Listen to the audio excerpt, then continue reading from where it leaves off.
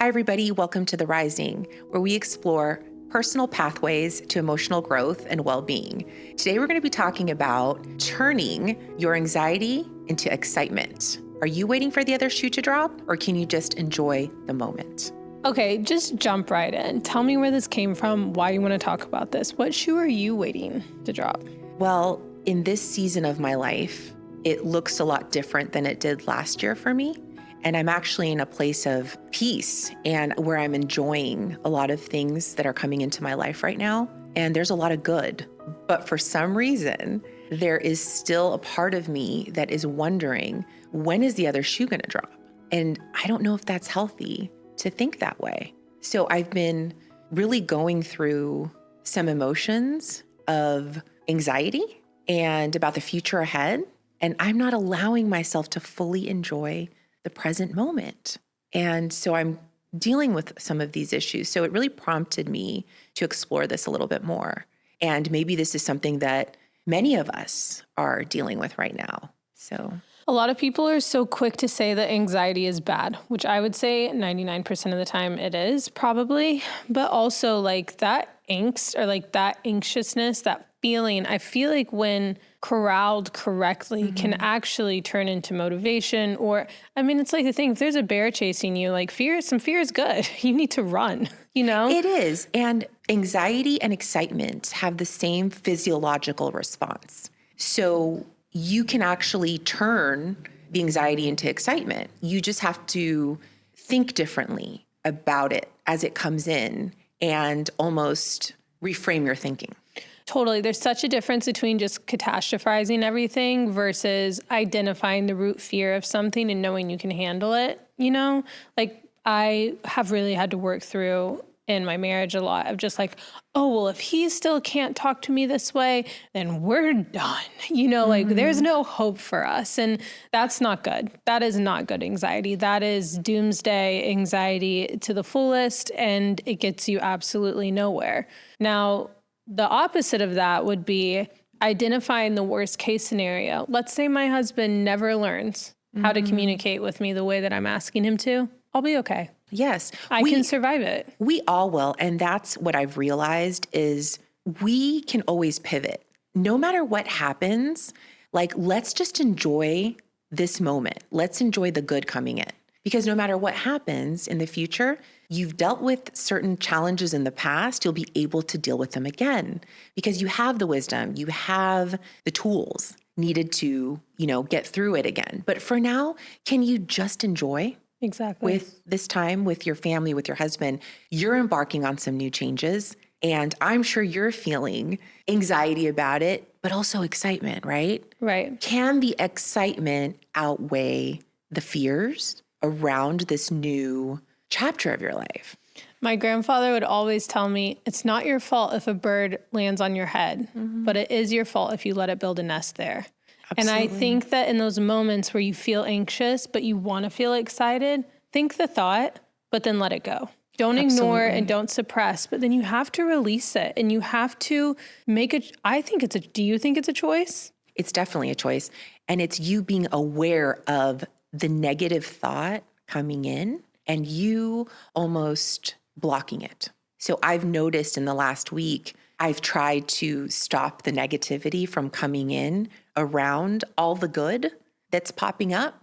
And it's been really good for me to kind of be the gatekeeper and say, okay, no, don't go there. What if it all works out?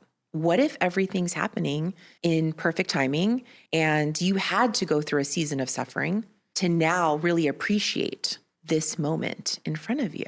Tell me about, you started this off by saying that, this year looks so different than last year. Like, tell me about that a little bit. Last year, at this exact time, my reality looked so different.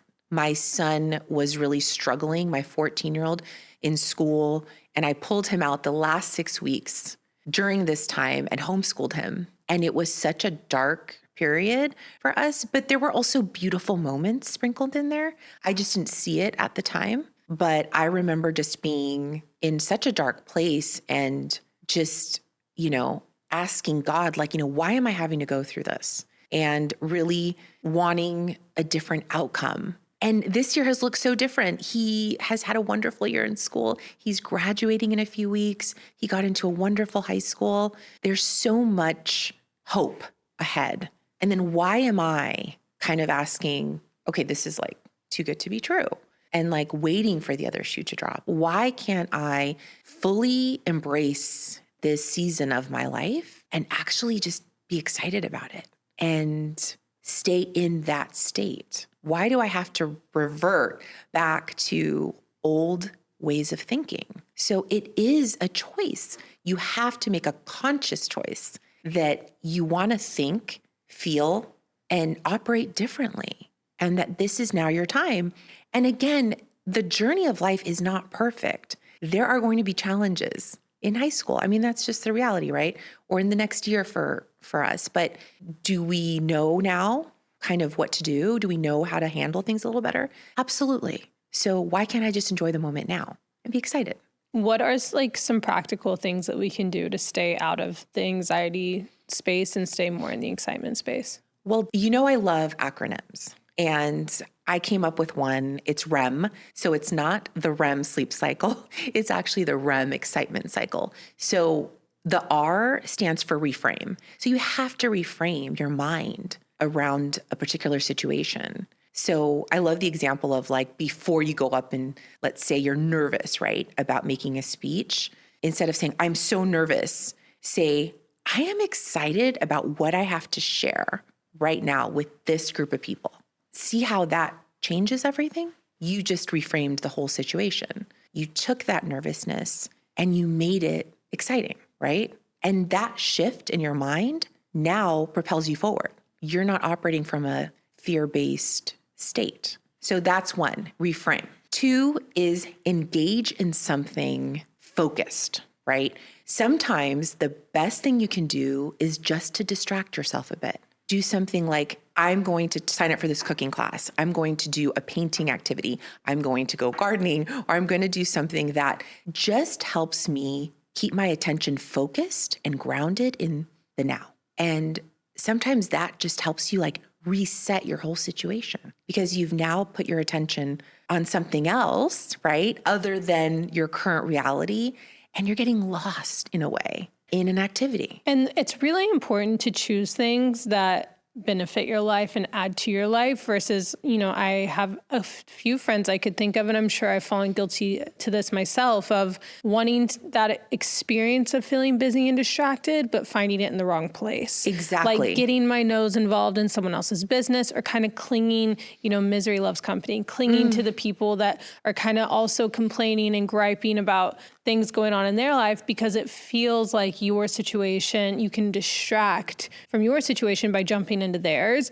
And so what you're saying is such a good idea. I just really want people to be mindful to look in the right places for those escapes, things that benefit you, things that make you feel more creative, that move your body, that make you laugh, that make you joyful versus things that are toxic. And yes, because there are things that are mindless activities. Like you just said, getting lost in somebody else's business, drama, right? That's entertaining. Yeah. But it's not what is going to really fulfill you and, expand you and like keep you focused and grounded in the now and on your life. Yeah. And the third thing is mindfulness. I mean, really, when we go back to it, you need to be mindful and stay grounded in the present moment, in your reality. Nothing's happened in the future yet. So why are we ruminating on what could happen? Why don't we just keep the focus here? Because the past is gone, done, right? And then you can't live in a future that hasn't happened. So a lot of us, the worry happens because we're focused on something, again, that hasn't happened. And so we need to put the focus on the present moment. And that is really the place where we all need to live. And you live more fully, right? If you just allow yourself to stay here in the present.